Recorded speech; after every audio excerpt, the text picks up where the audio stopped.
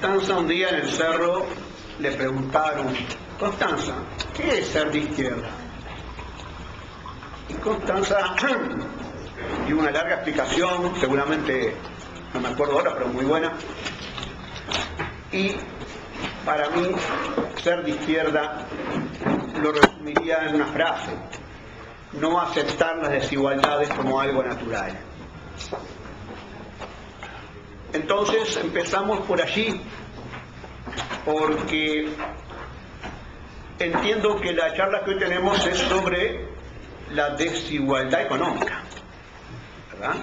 Es decir, están todas las desigualdades sobre la mesa, todas se entrelazan, pero la económica es importante. Y la teoría económica liberal, que fundamenta el sistema capitalista, tiene un conjunto de supuestos, como toda teoría. Y entonces, si queremos insertarnos en lo que es la cosa económica, tenemos que saber un poco de qué estamos hablando cuando hablamos de economía y de la teoría económica y del mundo capitalista. ¿Cuáles son las bases de funcionamiento y las bases de sustentación teórica? La economía, el sistema capitalista funciona sobre la base de la propiedad privada de los medios de producción, la libertad de mercado, que las empresas busquen maximizar sus beneficios, afán de lucro como motor del sistema, la racionalidad económica de los agentes productores y consumidores, que todos los agentes tienen igual poder de mercado y que todos los agentes tienen información plena del mercado. Entonces, como ustedes ven, ya empezamos mal, porque sustentar toda una teoría que la estamos viviendo sobre la base de estos supuestos, los cuales se cumplirán en la realidad: la propiedad privada, la libertad de mercado, y que las empresas buscan maximizar su beneficio, pero que la gente tenga racionalidad plena económica, que todos los agentes tienen igual poder de mercado y que todos tenemos la misma información del mercado. Yo creo que, ¿verdad?, esto no se da en ninguna parte.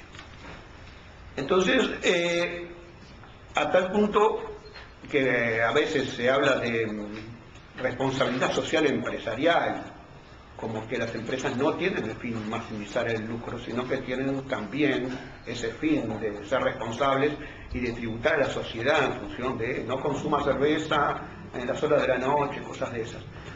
Son operaciones de marketing que les dan mayor fruto, mayor rendimiento a su rentabilidad, porque están simpáticos, pero no es contraindicado para una empresa, va contra la lógica del sistema, que las empresas tengan algún tipo de fisura a su afán de lucro. ¿Qué están? Así aparecen por allí, dentro del funcionamiento del sistema, empresas que se llaman de la economía social y solidaria, que funcionan sin el afán de lucro. Y aparecen cooperativas también, algunas cooperativas, porque muchas se llaman cooperativas y no funcionan como cooperativas, como muchos partidos políticos se llaman socialistas y no son, nada, tienen nada de socialistas. Y entonces hay empresas, sí, que están conviviendo con las otras en situaciones generalmente desparejas, pero que no tienen afán de lucro, y que existen como un germen dentro de la sociedad y hay que atenderlas. Entonces, el capitalismo, con ese poder de mercado brutal que tienen unos contra otros, tiende a concentrar riqueza. Y esa concentración de riqueza tiende, por supuesto, a concentrar rentabilidad por una sana ecuación, normal ecuación. Es la contracara de mayor pobreza, mayor plusvalía, en suma, mayor desigualdad. Y por ahí voy, ¿no? Vista como algo natural e inevitable, inherente al funcionamiento del sistema. Entonces sí, pueden decirse que está el Estado como que atempera esto, entonces habrá una derecha salvaje que no quiere ni hablar del Estado, y una derecha no tan salvaje que dice que bueno, que el Estado atempera un poco estas cosas, sino si tiramos mucho de la cuerda y no hay convivencia posible. Y puede también haber una izquierda que conviva con los excesos del capitalismo, que entienda que pueden corregirse mediante una acción estatal dentro del capitalismo. Pero también está la izquierda que sostiene que es imposible pretender solucionar la desigualdad económica dentro del capitalismo y por lo tanto hay que trabajar políticamente para superar el sistema. El Frente Amplio en su declaración constitutiva decía: tenemos, punto suspensivo, el hondo convencimiento de que la construcción de una sociedad justa con sentido nacional y progresista, liberada de la tutela imperial, es imposible en los esquemas de un régimen dominado por el gran capital. Perdón, Carlos, ¿dónde es eso? En la declaración constitutiva del Frente Amplio, 1979, a lo que voy. Pasando de la teoría a la realidad, asistimos a una crisis global del sistema dominante, a la cual la ideología neoliberal que le dio sustento no encuentra solución. Y repasando los fundamentos de esa ideología tenemos, ya lo que decía Alberto, ajustes de las economías nacionales a lo que dicta el mercado mundial, liberalización de los mercados nacionales, apertura restricta, explotación sin freno de los recursos naturales, flexibilidad laboral y presión a la baja de los salarios, reducción de la intervención del Estado en la economía, recorte en los sistemas públicos de protección social, privatizaciones. Esa fue la receta neoliberal que se introdujo para tratar de que los problemas del capitalismo en estas sociedades no colapsaran, no trajeran un colapso. Y bueno, acá, digamos, vivimos un sistema capitalista que estancó tremendamente el país y que determinó la conflictividad social, porque de ese estancamiento hubo una muy mala redistribución del ingreso, empeoró tremendamente. Toda la década del 60, la década del 70, la década del 80 vivimos con este capitalismo funcionando y la economía uruguaya colapsando, ¿verdad? Conflictividad social tremenda, hasta que en la década del 90 el sistema, la derecha se renueva y trae a este esquema neoliberal. El esquema neoliberal es el que se trae en los 90 como para salvar de explotación para el capitalismo. Bueno, esta opción del neoliberalismo aplicada a escala global también fracasa. No consigue relanzar al sistema capitalista, lo hunde en la crisis que tiene su punto muy fuerte en el 2008, en la cual están Estados Unidos y los grandes. La crisis ahora está en los centros, no se pudo descargar sobre la periferia. Otro dato de la realidad que está. Bien, entonces tenemos un crecimiento desparejo con grandes perturbaciones a nivel mundial, tenemos un límite del ecosistema planetario, todo lo que se ha estimulado para que los países más pobres alcancen un nivel de consumo equivalente a los países más ricos implicaría tener 2 planetas Tierra produciendo, si los pobres consumieran al nivel de lo que consumen los ricos. Y este límite ecológico pone en crisis a la acumulación capitalista, que necesita para funcionar, necesita vender su producción, porque el cambio tecnológico tiene que ser de alguna manera amortizado, y hoy en día un cambio tecnológico que produce la inversión que se realiza en ello necesita muchas bocas de expendio para poder amortizarse rápido, y por lo tanto precisa muchos consumidores y muchos países que abran su economía para comprar esos productos. Después, hoy la crisis también se relaciona con inestabilidades institucionales, la institucionalidad hegemónica, como decía Alberto, está en tela de juicio. Los organismos internacionales, como el Fondo Monetario, han perdido toda credibilidad con la crisis del 2007. Esos son los pautas de la crisis. Mientras tanto, junto con en este momento surgen los países emergentes que hasta ahora denominados emergentes como China, India, el sudeste asiático, a los que se agregan Rusia, Brasil, Sudáfrica, están teniendo un desenvolvimiento mayor, un mayor dinamismo económico dentro del capitalismo, por supuesto, y a ellos también está Rusia funcionando dentro del capitalismo, China.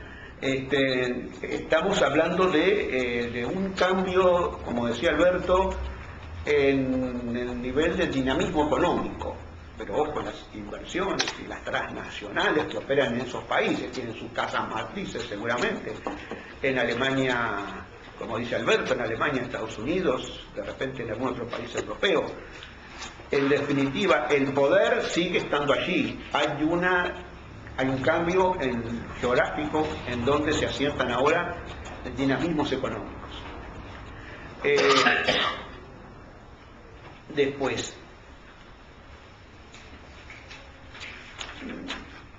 sí, los G7, el G20, todo eso también trae consigo que haya nuevos problemas institucionales a nivel mundial. Y el otro es el problema de la inseguridad mundial. O sea, que cómo se manifiesta la crisis. Hay una inseguridad mundial, un temor,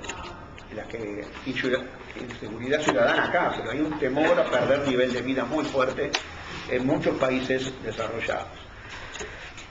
Entonces, a esta crisis aguda, ¿por qué no tiene discurso la derecha?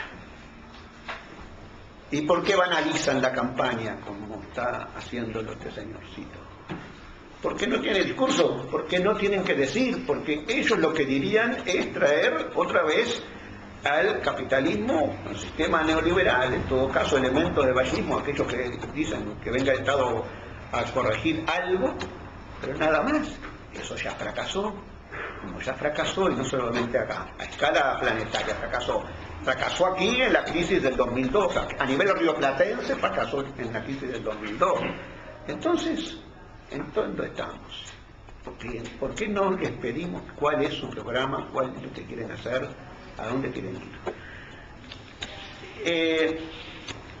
Entonces, ¿cuáles son los puntos que en este momento nos marcan una línea divisoria con la derecha nosotros? Creo que Alberto ya dijo unos cuantos y efectivamente no debemos de reiterarnos. Y volviendo a que la derecha se renovó y fracasó y no tiene discurso. ¿Y la izquierda qué? ¿No debe renovarse? Seguimos hablando del 71. Alberto incursionaba un poco en eso. Yo pienso que lo que he dicho de tiro a la izquierda no es un radicalismo verbal. Es porque no hay en la derecha ningún elemento de asidero para poder salir, mientras que en la izquierda, hoy, renovando su discurso, actualizándose con respecto a los datos de la realidad, pero sobre las bases que tenemos de buscar la igualdad, yo creo que tenemos discurso, que podemos hacer cosas, que hemos demostrado en este periodo que la izquierda pudo avanzar y hemos derrotado los mitos de la derecha, y que hay mucho campo propicio para seguir avanzando.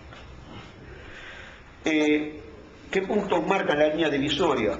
Y yo digo, basta ya con reivindicar en lo que yo llamo modelo del chorreo, por el cual hay que gobernar para los de arriba, para que los inversores se animen, para que tengan mucho. No dicen, en la estabilidad macroeconómica tenemos dos versiones, la que concebimos, la realidad, eso como algo normal que debe haber en la economía para que no haya desajustes que terminan cayendo sobre los trabajadores, y la otra versión de que asimilan estabilidad macroeconómica a buen clima de negocios. Esa es la palabra utilizada, buen clima de negocios. Entonces estamos gobernando para que haya estabilidad macroeconómica, para que los que hacen negocios les vaya muy bien, prosperen. Y la idea del modelo es eso: si le van muy bien a los inversores, estos van a poder invertir más. Esa inversión va a generar mayor capacidad entonces productiva en el país crece, y a medida que el país crece puede generar mejores condiciones de eso. Pero entonces, para que el país crezca, Tiene que haber buen clima de negocios y tiene que haber, no puede haber disturbios económicos, incertidumbres. Restémosle incertidumbre. ¿En qué se basa la rentabilidad? El concepto de rentabilidad económico, en que hay un premio a haber corrido incertidumbre. El empresario justifica su beneficio por mezclar recursos económicos corriendo incertidumbre, de no saber cuánto va a ganar. Entonces eso le da al empresario, por esa actividad se le concede al empresario un premio. Ese premio se llama beneficio. Bueno, si le reducimos la incertidumbre al empresario, deberíamos de no darle tanto premio.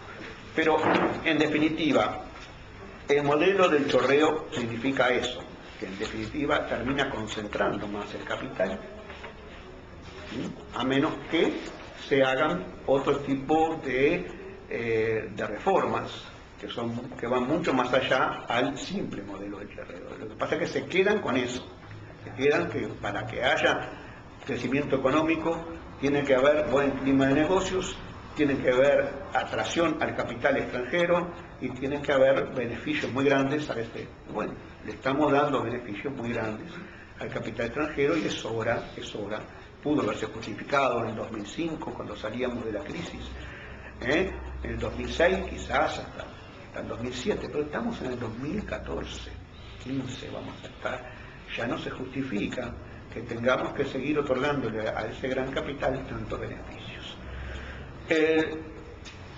La otra diferencia es la apertura económica. ¿Qué quieren las transnacionales? La derecha es funcional entonces a los intereses económicos poderosos y hoy en día, como decía Alberto muy bien, están radicados las transnacionales, dominan 2/3 partes del comercio mundial, las empresas transnacionales. Entonces, las transnacionales son esas que invierten en nuevos productos y que tienen necesidad de amortizarlo rápido y esa inversión y por lo tanto utilizan canales de comercialización y de venta y son las que para producir esos nuevos productos también tienen una parte acá, otra parte en India, otra parte en México. Entonces, ¿qué necesitan? Que los mercados se abran, que no haya restricciones, porque si quieren producir acá una parte y otra parte en México, no, necesito que haya un convenio entre Uruguay y México. Qué bueno que lo haya. Necesito que haya tratados de libre comercio, necesito que no me pongan aranceles, necesito que los países no se protejan, que abran sus economías y que nada más me abran en el mercado a los consumidores de mis productos. Eso es lo que quieren.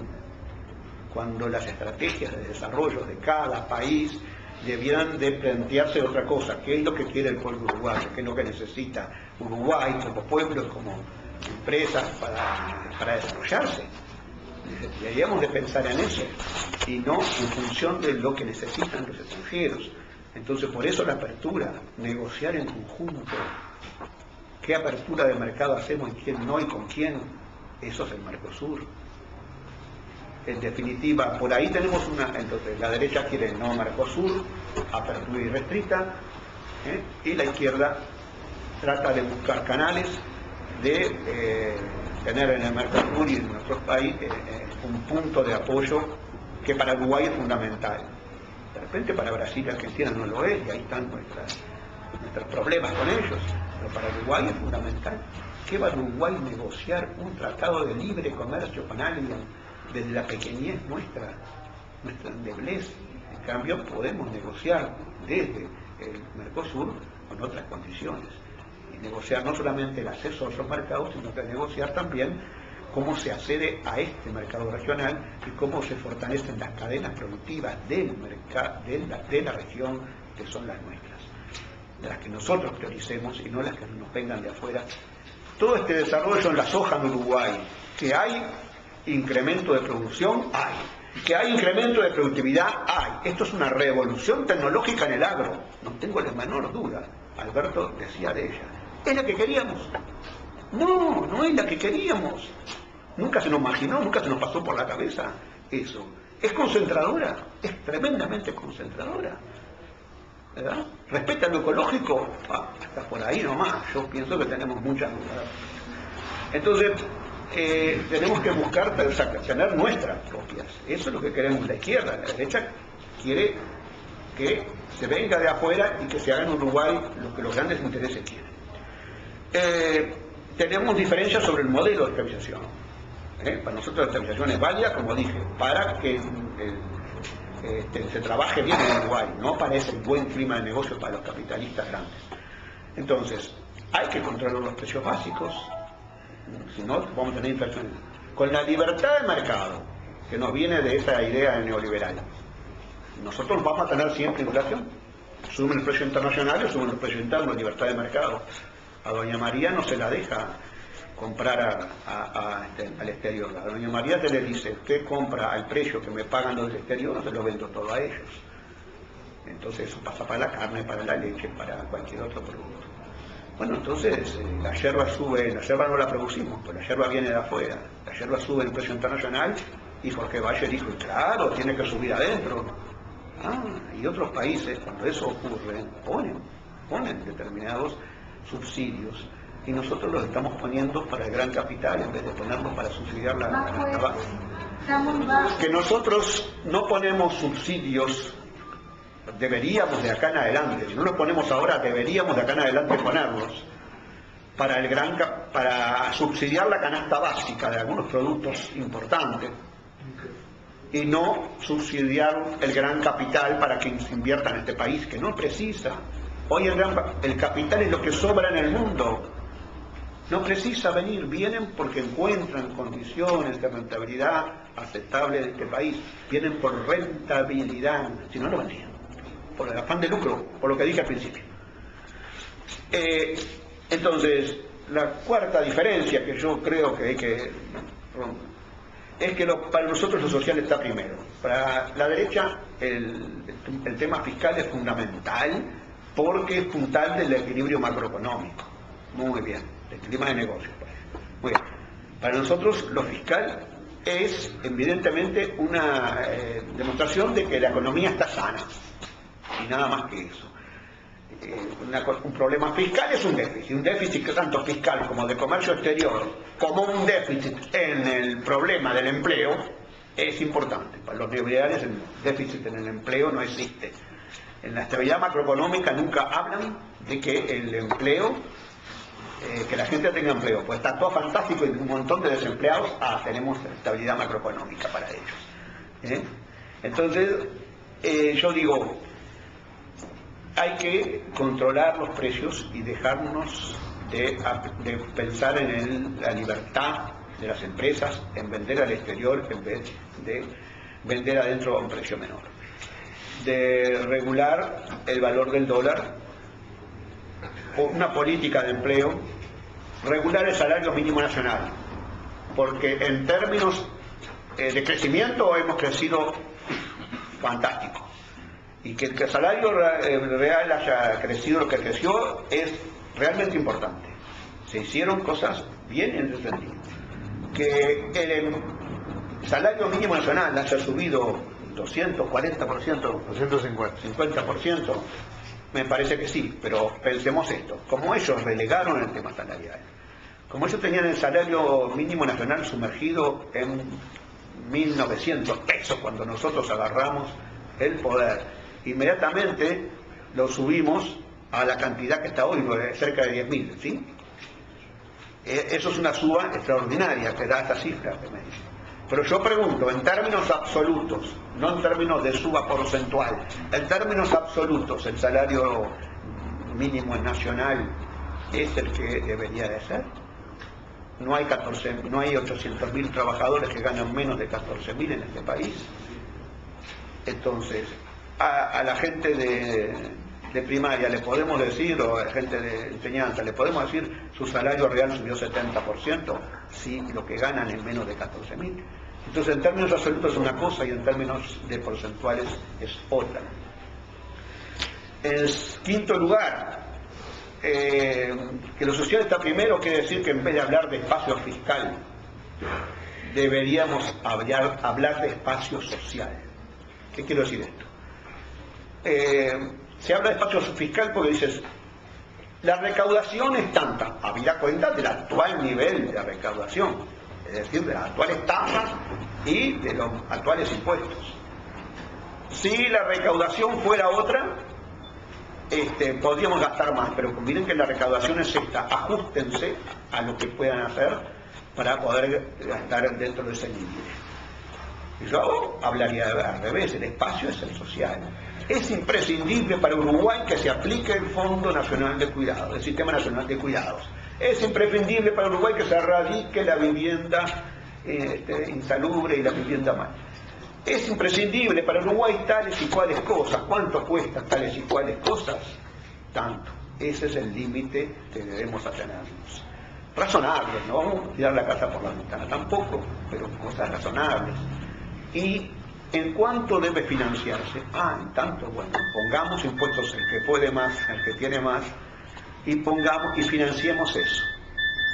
Entonces, ese es otro tema que nos diferencia con la derecha.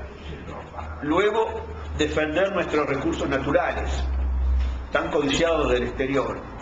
Eso implica regular y ser selectivos en el ingreso de capitales, y particularmente ser muy cuidadosos en la regulación ambiental. No condice con una postura de izquierda admitir el extractivismo. Y lo que estaríamos admitiendo en los hechos, si no se establece la obligación de ofrecer cierta parte de la producción al mercado interno a un precio inferior al precio de exportación. Porque si decimos que se ofrezca al mercado interno una parte de la producción, fenómeno, ¿cómo no lo hacen? Cumplen con el requisito, pero si lo ofrecen a un precio igual al de exportación, y claro que lo van a hacer. Tienen que ofrecerlo a un precio menor al de la exportación. Si no, con pelota van a exportar todo. ¿Cómo hacen con la carne? Seguir reivindicando la intervención estatal en la asignación de recursos en la economía, vía precios, gasto público, inversión pública, impuestos. Fortalecer el rol de las empresas públicas como agentes relevantes de la vida económica y productiva nacional. Y traigo a colación el tema de Chile. Algunos han dicho, qué bueno Chile, qué modelo económico tiene 52 acuerdos comerciales de libre comercio con otros países. No sé si son tantos, pero por lo menos 20 tiene. Qué bueno, si entramos en la Alianza para el Pacífico, nos colamos en esos acuerdos de libre comercio que tiene Chile, y por eso hay que entrar en la Alianza para el Pacífico. Y Chile, señores, tiene 30% del cobre estatizado. ¿Sabíamos eso? Y los ingresos que la empresa estatal obtiene los usa para financiar al erario público, o sea, no precisa cobrar impuestos tanto, porque la empresa estatal, como si acá tuviésemos los frigoríficos estatizados, 30% de los frigoríficos estatizados, y el producido de eso viniese a aportar a las arcas fiscales, y entonces no tuviésemos que poner tantos impuestos como se están cargando en este momento a sectores de clase alta, media alta. Bueno, eso es un poco Chile, es un poco el Mercosur. Y por último, es aquello de diferimos con la derecha en lo anticíclico. ¿Cómo se maneja el concepto del anticiclo? Para la derecha el anticiclo es ajuste permanente. Cuando las cosas van bien y está todo en auge, precios internacionales están exorbitantes, los ingresos que se recaudan son enormes, se dice, bueno, no, hay que ser anticíclico y guardar para cuando no estemos en auge, guardar para cuando no haya. Cuando la cosa viene mal y estamos en crisis, buenos, ahora que estamos en crisis no pretendan que se gaste mucho, hay que gastar menos, hay que meterse el cinturón. Ese es el discurso que nos están haciendo. Y tanto discurso que nos están haciendo, nos hemos tragado la pastilla, vamos de una vez por todas. Nos dijeron que si subía el salario bajaba el empleo. Y en este país subió el salario y subió el empleo. Nos dijeron que si el déficit fiscal no se reducía a cero, habría inflación. El déficit fiscal no se redujo a cero. Está en el 3,5% del producto y sigue habiendo inflación moderada. Nos dijeron que eso pasaba en todo el mundo. En el mundo pasa que en el déficit fiscal son 8, 10, 15 y que la inflación es moderada o baja. Nos dijeron que si ganaba el Frente Amplio iba a haber caos, que no iba a haber inversión. Sí, la izquierda tiene un problema. La izquierda tiene un problema de que o de alguna manera, ¿qué hace con el gran capital? Porque si la izquierda se contrapone en términos muy agresivos al gran capital, evidentemente el gran capital deja de venir, deja de invertir, y o somos capitalistas o no somos. Si somos capitalistas tenemos un problema ahí. Pero entonces hay que negociar, hay que regular. ¿Cómo se hace una negociación con el gran capital? Y ahí lo que decían también Curiel, es decir, con mucha gente atrás. El gobierno solo enfrentado al gran capital tiene problemas, pero el gobierno con el pueblo organizado y movilizado atrás es otra cosa. En fin, no hubo caos económico, el gobierno digamos, de izquierda en este país ha logrado avances y es hora de que las condiciones son otras. Antes decíamos, no se puede ir hacia ese lado, no se puede generar más fricciones con el gran... Hoy yo digo lo contrario. Hoy lo que no se puede, porque no hay nada que aplicar, es la receta de la derecha. No hay nada a donde recurrir, salvo el fracaso estrepitoso anterior, salvo que fundieron el país hasta límites inconcebibles. Lo que sí hay es todo esto que puede hacer la izquierda con sus maneras de organizar la economía. Y por último, y termino, y no perdiendo de vista que si queremos cambiar el fondo del problema, hay una economía capitalista que convive con una economía social y solidaria.